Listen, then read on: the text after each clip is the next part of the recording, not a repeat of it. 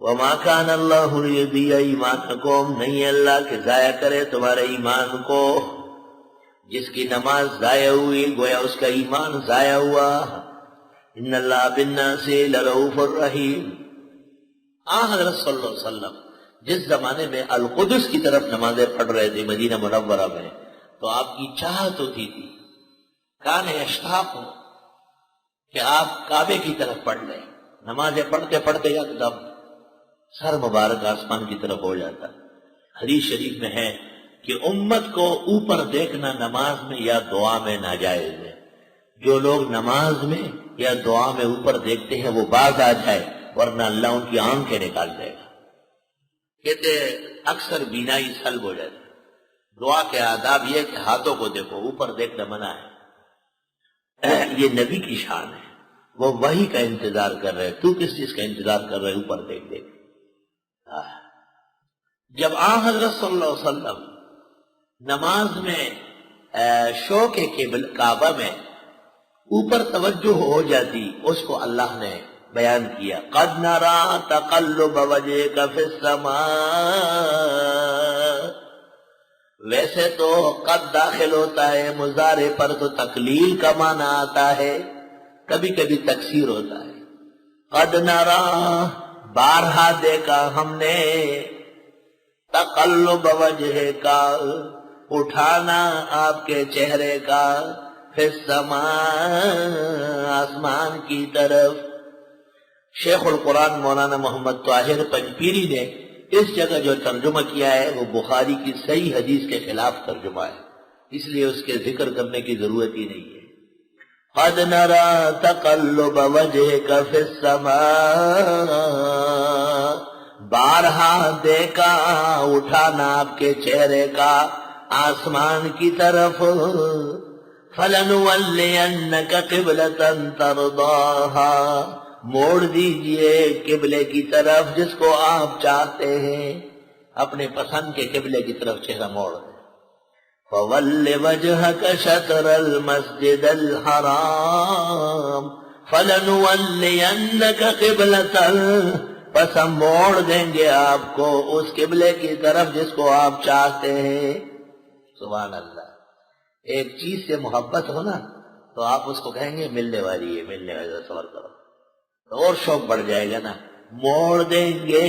پھر فرمایا ولے موڑ دیجئے وجہ کا چہرے کو، شطر المسجد الحرام مسجد حرام کی طرف.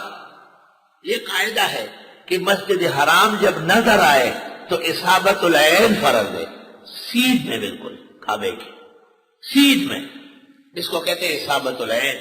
لیکن جب مسجد حرام نظر نہ آئے، جیسے پاکستان، ہندوستان، بیروتی دنیا، تو جس سمت میں کعبہ ہے اس سمت کی طرف منہ کرنا کافی ہے.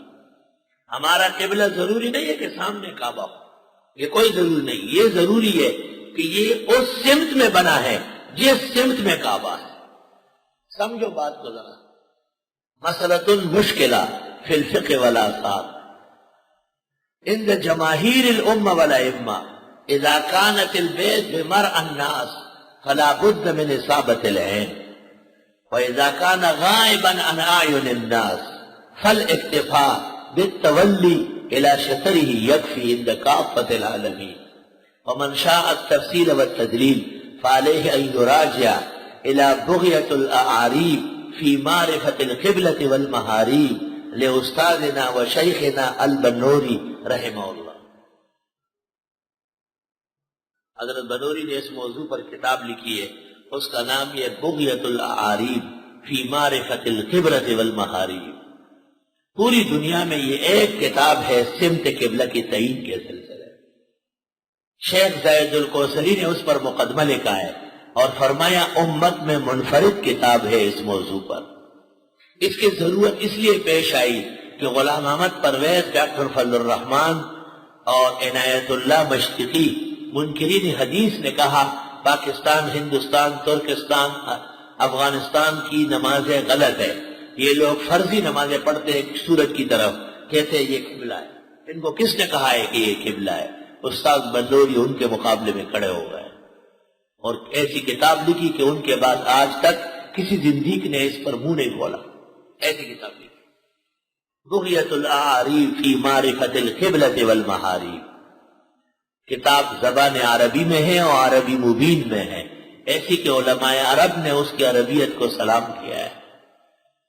شیخ الازہر نے ایک عرب کا قول نقل کیا ہے جس نے مولانا کی کتاب نفخہ دیکھی، نفخۃ الانبر، اور کہا یا مولانا قرأت کتابک النفخہ فسجدت لبیانک. میں نے آپ کی کتاب نفخۃ الانبر دیکھی، آپ کی عربیت کے سامنے میں نے سر جھکا دیا. شیخ الازہر کہا کرتے تھے اے پاکستان کے لوگوں تمہیں عقل نہیں ہے، ہم عربی ہو کر مولانا بنوری جیسے عربی نہ بول سکتے نہ لکھ سکتے. اللہ تعالیٰ نے ایسے امتیازی مقام دیا ہے.